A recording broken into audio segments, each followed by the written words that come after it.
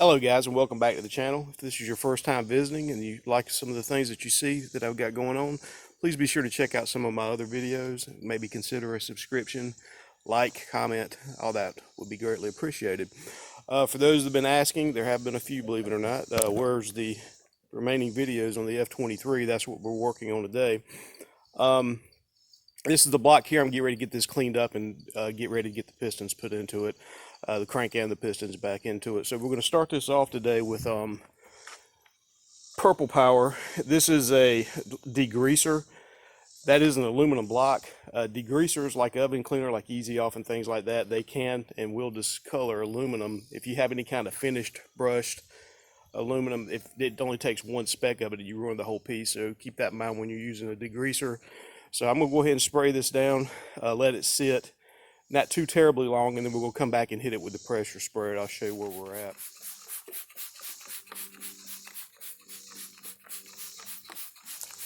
I'm more concerned about the exterior with this Purple Power Cleaner degreaser, and it's really just cosmetic. There's no reason to go into the internal parts of the engine and spray that and get that super clean, unless you just have a really bad sludge problem because you've been using bad oil or you're not changing your oil enough.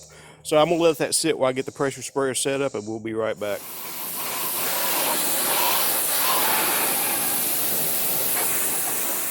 All right, that took a little bit of doing, but I think we're just about where I'm going to call today. It's not perfect. It doesn't have to be. This was something that I was gonna have like not even a show car, but something that I was really gonna be proud of and the looks of. I may have gone a little further with it. Probably would have gone back and painted over it. That is aluminum, so it does not have to be painted, and it doesn't come from the factory with any kind of paint. But I don't know, maybe I'll put some paint on it. What I'm gonna do now, I've already flipped it over a couple times. I'm gonna flip it, get all the water out of the water jacket around the cylinders, and then flip it back around and let it sit like that to make sure I get all the water dripped out of where the crankcase is. And then I'm going to spray the cylinder walls down with, well, I'm going to give them a wipe down like with the old t-shirt. Then I'm going to, there's a big truck coming by. All right, I'm back. We had 4 big dump trucks with no load go by, and those things rattle and carry on and bang. What I was saying was I'm going to actually go down, wipe out the cylinder walls, and then spray them with WD-40, so that way I don't get any rust on them. Watch that sitting out here drying in this 92-degree weather. This is miserable. We're going to get inside and get set up. So we're going to go ahead and put the crank back in it and get the pistons back in. Stay tuned. All right, we got the engine back inside now, the block anyway. That turned out pretty good. Not a whole lot of elbow grease or work went into that, but you can see how much better that looks compared to how it used to look. That's the back of it there. For whatever reason, the back turned out way better than the front. It's not a huge deal, but the light's a little different here. But yeah, that didn't turn out quite as shiny and crisp. The exhaust runs through that section right there. I imagine that probably does something after, 2000 cars made in 2000, after 19 years of running with an exhaust on the front of it, probably changes that surface on the aluminum. Not a huge deal. I'm kind of proud of how that turned out. All right, I'll give you one pointer if you do spray that down with the Purple Power, any kind of degreaser or any kind of engine cleaner from Gunk or something like that. After it sits, when you start with the pressure sprayer, don't put the nozzle right up on the surface right away. Go ahead and stand back and knock all the cleaner off first before you get in there close, because with all these different little nooks and crannies and all, it's going to come back and get you in the face quite often. I'm pretty much soaked right now after doing all that. So I'd hate to have that squirt up and get in my eye and have that burning and carrying on for the rest of the day. All right, well, we're going to get set up now. The first step is going to be to get the crank and the front and the back cover back on. A lot of that has to take place with the engine off of the stand. If you remember, this back plate back here, you can't get to these screws really, or the bolts, with it on the stand. So next shot's going to be this block sitting upside down on a bucket. So let's get that set up and we're going to get going. All right, here's something interesting I just found out with this kit that I bought. One of the features that I liked about it at first was that it had a new oil pump in the kit. Now, when it said new oil pump, I was thinking about the internals right here. When I open up the box, lo and behold, it's got this entire front piece. It already has a front main seal installed. It already has the seal for one of those vibration dampeners installed there. It came with this. The kit also had the front main seal and that seal there for the other pieces. So I found that interesting. Now, the reason I was like, I wasn't sure about getting a new oil pump is that Honda oil pumps are known to be pretty bulletproof. I don't see any casting marks on this one. I doubt seriously this is even reman. It could be just a Chinese recast. So what I'm going to have to do before I get too excited about this dirty one that I was in the process of cleaning up, I'll finish cleaning it and I'm going to bring it here and I'm going to look at it. I'm going to make sure that everything matches up exactly. If anything even looks like it's just a little bit off, we will not be using this piece. I would much rather have a Honda original for the oil pump. So let's go pull that out of the sun where it's baking right now. We're going to compare them.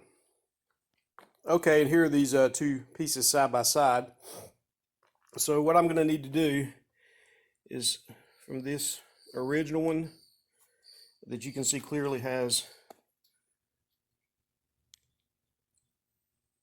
cast marks on it, and this other one does not.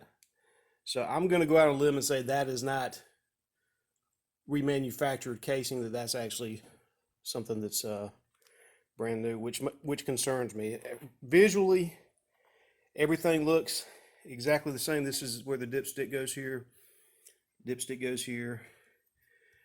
Two things and a gap at the bottom. Two bolt holes, a gap at the bottom. All the bolt holes. Sorry if I'm moving this around too fast. I'm trying to get a little better at that. That's a decision to make right there. I'm going to have to think about it. I'll let you know what I came up with when we come back. I hope that fan's not too loud. Final decision.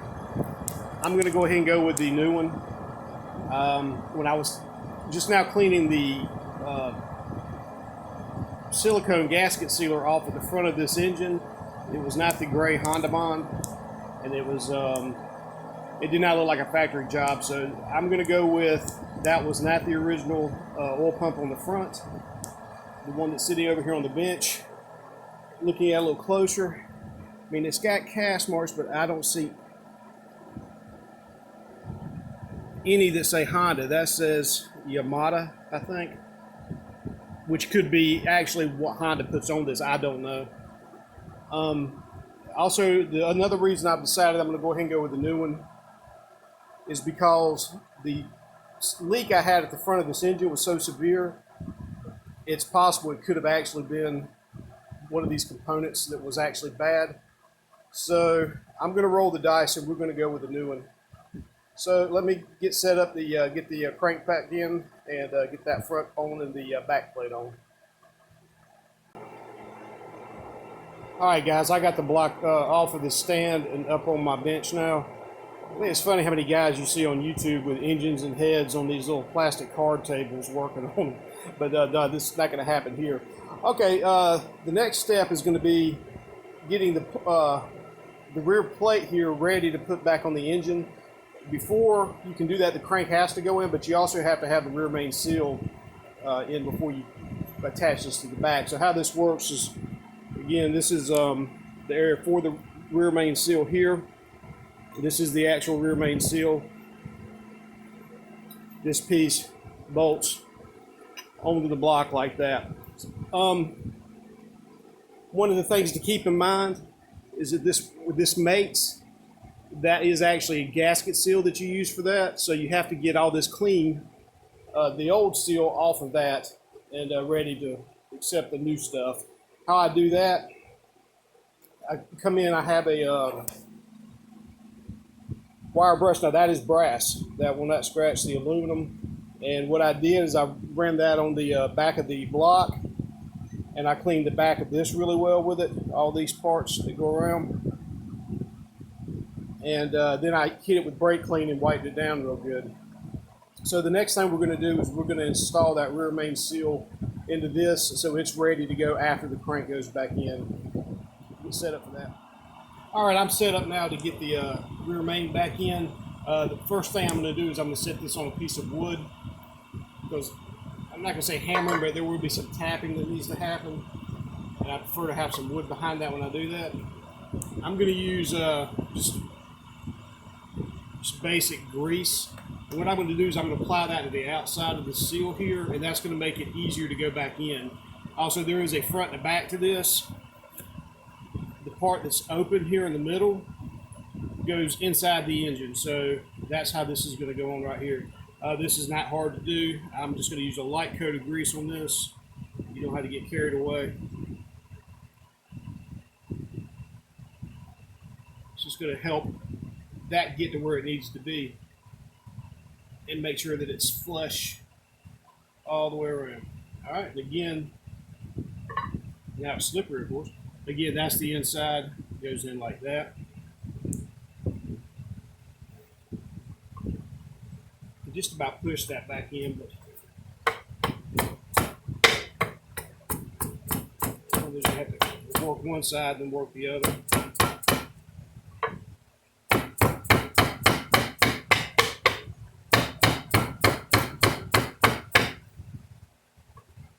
Okay, this end could be down a little bit more.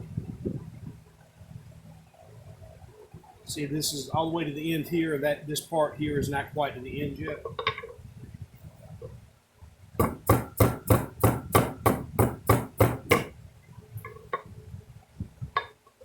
This part can go down a little bit more.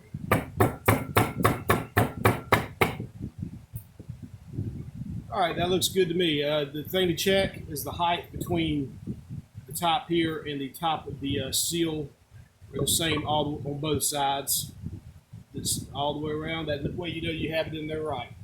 All right, next part is going to be getting the block ready to put the crank in. All right, the first step to installing the crank now is going to be getting this area here where the main crank journal bearings go ready for the actual new bearings to go in. What I'm going to do to get that is just basically I'm going to hit with some brake clean. I got this can intentionally because it doesn't want to spray anymore very good and won't make a big mess. Okay, we're just going to wipe those out like that.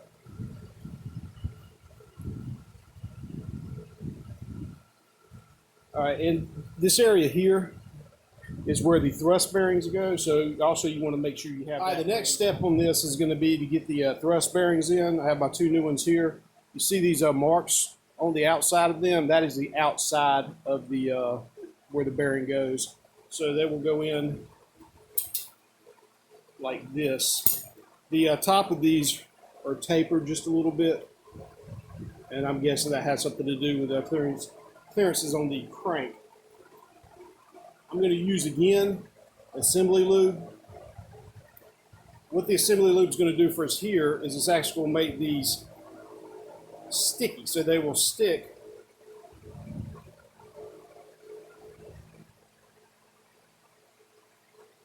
once you put them in.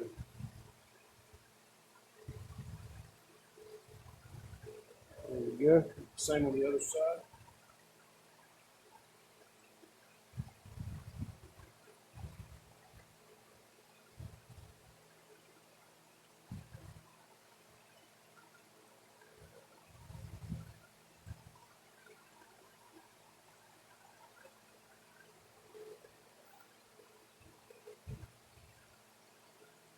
All right, looks like we're good to go there. Main thing is that you want these to be flush with the top on either side.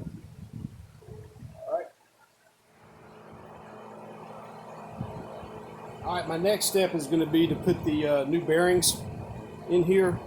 This is my new set here. They're King, I think is the brand name. They're as good as any, I guess, for my application. So I'm going to actually show you the old bearing, one of the old ones. It came out of the car. You see that right there with the copper starting to show through? That's no bueno. That means that these were on the way to failure. Again, the thing to remember with these on the installation, they have these catches that correspond to these catches right here. And also, you want to make sure that your hands are clean when you're doing this, because you want the back. The main thing at this step is that the back of the new bearing is clean.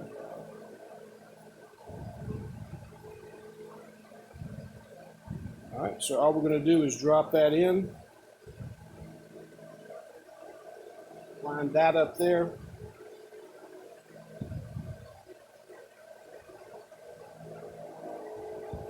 And we're in. All right. I'm gonna put the other ones in. Just did that one so you can see. Come back when we're ready for. Come back when we're finished with that. All right, that went smooth. I'm gonna put the other ones away right now because we're not ready to put the main journal or the cradle or the girdle or whatever you want to call it back on with those caps. What we have to do is we have to get the crank set down in here, get the front old pump plate and everything put on, and get this back plate put on. And then we can worry about the cradle and the tops of these caps. I mean, the tops of the bearings here. Before we put the crank in, we are going to come in, like drizzle some brake cleaner on top of each one of these. It's not, that can's half. All right, let's try that again. Just a quick blast for each one. And again, I'm making sure that I've got all the dust off that I can. If this was a different kind of setup where my tolerances had to be so tight for racing and such, that I would be assembling this actually with gloves and a clean tape or cleaner table. This isn't filthy. Okay, and before I set the crank in there, again, a liberal coat of the assembly lube for each bearing.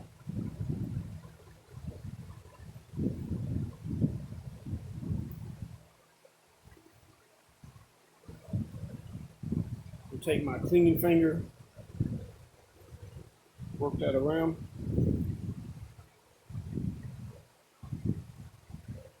Again, when you first go to turn this engine over, if you don't have this, if you just used oil pour on there, I'm not saying that wouldn't work, but the assembly lube's a better idea because it stays where you put it for the most part, and you're going to pretty much guarantee you're not going to have a dry crank on the engine.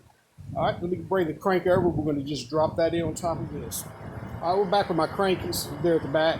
What I did is all the main bearings, journals, is I hit them with brake spray and clean them off real well with a good clean shop towel as well. So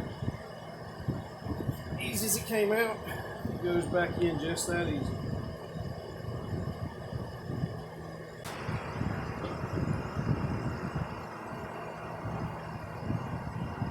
Again, when I got it down, one of those thrust bearings had moved out of place, so I pushed it back down. So that's just sitting on top of the new bearing journals in there, or yeah, the new bearings, excuse me.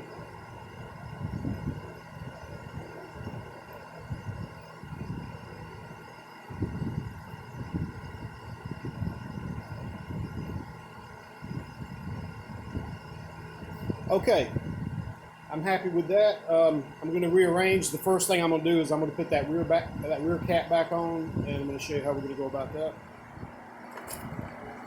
Okay, my kit came with gray RTV, which I guess is their version of Honda Bond. I'm going to not be a snob about it. I'm just going to use that. I'm going to put a fine amount around this mating surface, and I'm going to come back when I'm finished with that. All right, that's about as much of a coatage that you need. It's just don't want to get carried away with it. Give a little once over with the finger as well. It's so hot in here, and so the fan blowing it, this is hard to feel like it's starting to skin over.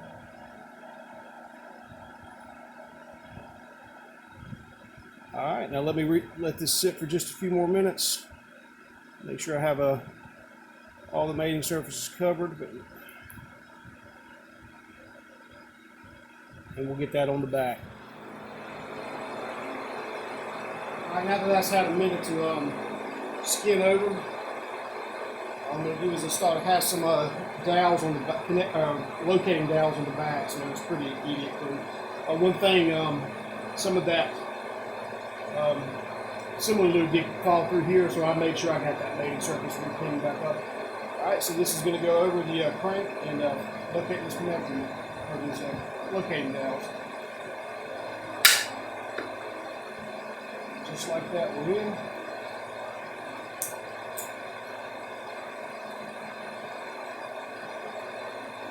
Got all my screws here for it.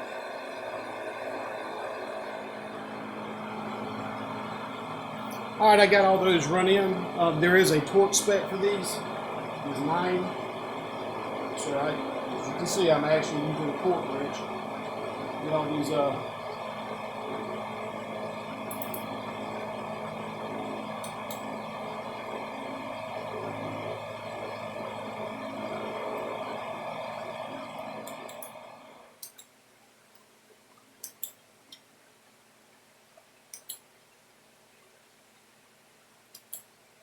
okay, there we go, and like I said, that is 9 foot-pounds.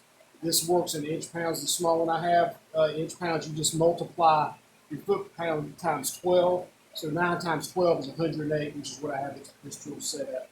All right, we're going to spin this around. We're going to work on the front part now. All right, this will be the same as before. I'm going to get the oil pump over. I'm going to coat it with the gray former gasket seal. And then we'll get ready. I've already cleaned the front of that up with my brass brush and brake clean, so it's ready to go. So let's go ahead and get that the front cover or the oil pump on it. And I'm not going to forget the seals that are on the back of that oil pump that came with the kit. All right, guys, the way that this is set up, this dampener on this side has to go in before the plate goes on top. So I'm going to go ahead. What I've done is I've cleaned the tops of these little journals that actually spin in there. And I'm going to ease that back in its position. So, crankcase. So I can put the crankshaft in.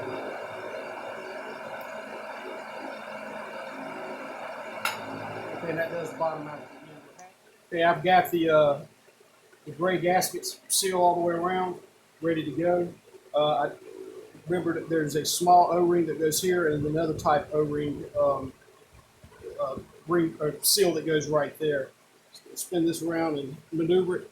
It also has a connecting or a locating dowel on it, and this piece here helps the guide. What I forgot was the oil pump has these flat spots that come out, and that actually is what you have to have that lined up with the flat spots on the side of the crank as well. So that's the mistake I was making.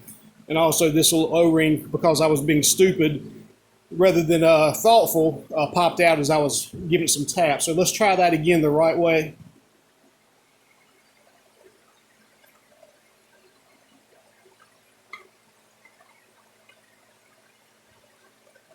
Okay, so that is where it's supposed to be now. What I did to make sure that I had that, or to actually help that to line up with this piece inside the oil pump, is I just kind of bumped back and forth on these journals on the crank just to kind of give it a little wiggle. I could have had the crank bolt in there and done it like that. So let's go ahead and, the main thing, I'm not too worried about getting all the tensioners and all on, but I am going to get this cover torqued down so I can get it back up on the engine stand. Come back when I get that done. All right, guys, I got that back on. Not too much trouble. The main thing was I had made that mistake you saw me make where the crank wasn't lined up with the oil pump correctly. Also, I had to take it back off and insert this dampener shaft like I told you before. That had to go in first. This one did not, but it already had the seal in, so I went ahead and took it back off, put this one in since it already had the seal here installed into this, so I just wouldn't have to screw with it, and got that right. Went around the bolts that go around the outside of this. Each one of those, they are now torqued down to 9 foot-pounds as well. We'll get this back up on the stand, and we're going to get the pistons back in it. Okay, the guys, we're back on the stand now. What I've got set up here, I have a 19 millimeter socket end wrench on the crank bolt so I can actually use it to rotate the crank. This is the rod journal for the #1 piston, which is going to be the first one that we're going to put in. What I've already done is I've spritzed it with some brake clean and came in with a clean shot towel and made sure that that journal is clean before I go any further. We're going to flip the engine back over and we're going to drop it. See, I also have it lined up, which will basically be almost like bottom dead center for that piston. So that way, when I turn it back the other way, when I drop the piston and crank a rod down, I'm hoping that it's going to fall straight across that journal like that. And then what you do is after you get it down where it needs to be, and it's put up against it, you flip everything back over, and then you can put your bearing cap or your rod cap back on top of that. It didn't have to be torqued just yet, but just get it on there so that way it's not going to go anywhere. So I'm going to flip this back over. We're going to go ahead and drop the #1 piston in, and to do that, we're going to use a ring sleeve compressor. If you don't know what that is, if you've gotten this far in this video, I imagine you probably know exactly what it is, but if you haven't, I'm going to show you what it is and how it works. I'm going to flip this over. We'll be right back. All right, this is my #1 piston. Everything's ready to go. I'm going to take this cap off the bottom now, and we're going to prepare it to go into the cylinder. Might tap out. All right, this is the #1 piston ready to go in. One last look. You want to make sure that you have your compression rings where they're supposed to be. Mine are 180 degrees from each other, the ring end gaps. This is a ring sleeve compressor. If you've never seen one of these, how it works is you slide this over the top of the piston and rings, and then it tightens down over here. It's a 1/4 inch socket end goes in there. As it tightens it down, it pushes those rings flat, and then you drop the whole assembly down on top and you tap the piston down in. I'm going to show you how that works right now. So you get this over.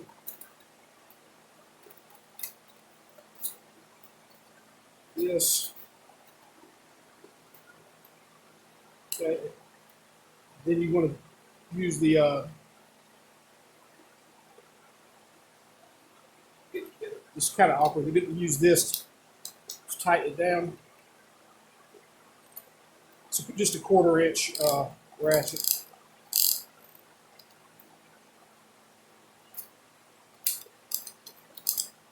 And when you get to that point there, when you think you got it right, you just want to go around and look, make sure that nothing looks awry, like a ring, or a ring that's not sit down and screwed right. So just take one more good look at everything and make sure nothing looks out of whack, and then give it a couple more cranks. Okay? And that's as tight as that's going to be. Remember again, the piston is labeled in and has an arrow point to the front. This is the intake side, that's the front of the engine. Again, you can see our little reliefs are down here, they're going to be on this end. So I'm going to drop that in. And also, when you do this, you want to leave the skirts of the piston out like this, so that way they have some way to get down. So that way you have like a guide to get on there. And also, before I forget, I'm going to clean this and put the new bearing in on the new bearing in here before I drop it down. It makes things a lot easier. So I'm going to get that cleaned and put in. I'll be right back. Okay, I'm back. I have my new bearing inserted. All I did is I cleaned behind that, just like I did with the ones for the crank, and then put the clean new bearing on top of that. So there's my relief. It's going to go in like this. Once you have that in that position, you look straight down. You make sure that your arrow is straight. Now, before we go hammering that in, before we go tapping that in, what we're going to do is go around the top of the ring sleeve compressor to make sure that that's all flat around the top of the cylinder also. Once it gets to that point, everything's flat, start tapping your piston down into the cylinder like this. This doesn't work every single time. Sometimes when you do that, you may have a ring pop out the side here, and you have to start over. It's just a fact. It's how this works. But I have that started.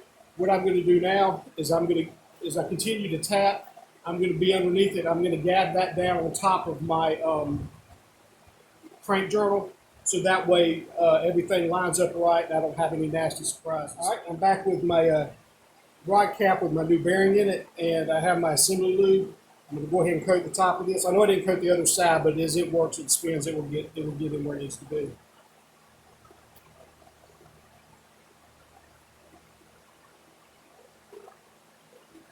Okay, and again, you want to make sure that those catches line up on the right side of the rod. So my catch is on that one, so that means the catch for the cap goes there as well. They do have dowels for locating. And then it's just a matter of inserting your screws.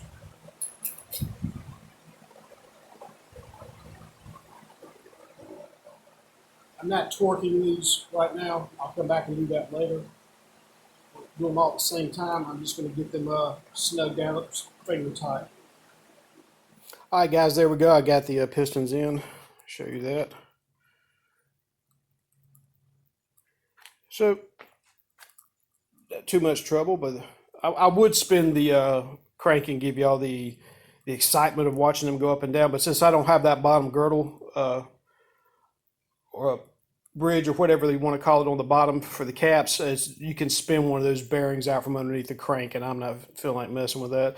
You can get it back in. It's not a huge deal, but without having to tear everything back down, but I don't feel like messing with it. All right. Okay, guys, it's been a long, hot one today. I've got all four in. Nothing is torqued down yet, but they're all secure. They're not going anywhere. I'm going to call this a stopping point here. I've had a pretty long, hot day out here in the garage. I think the temperature has been around 97 in the garage. The only way that's bearable to have this huge fan blowing on me. But I think we got a lot done. We go back and recap. We got the block cleaned off. We came back. We installed the crank and the bearings for that. Got the front plate on, the back plate on, including the oil pump and these dampeners on the front. Got the pistons installed, whatever the procedure for that. So, you know, maybe could have got a little bit more done. I'm not going to worry about putting a cradle on the bottom of the block today. We'll save that for another time. We'll come back and go over how we're going to line all these dampeners up. They do have to be in sync with each other. Get the tensioners on, get a water pump on, all that back together. But we're getting really close. I appreciate your patience. This took a little while to get this one out. But try to be a little bit more consistent with my uploads. So like I said to a response to one of my guys that asked that you know, sometimes life just gets in the way, and I've got a full-time job. I have 13 acres to keep up with, and plus it's when I get home from work it's 95 degrees in here, so sometimes you're not quite feeling it. And this is a project; it's not a rush job. So I will get there when I get there, and I appreciate you guys that have come along for the ride so far. Again, if you're new to this and you saw something that helped you out, or that you think that you could have done better, leave a comment for me. If you like the video, if it's going to help you out like I was trying to say a second ago, then be sure to leave me a like for it. Go back, check out my other videos I have going on the channel, and if this is something that you enjoy, please consider a subscription. That's going to end it for today. Again, thanks for stopping by, and I'll catch you in the near future.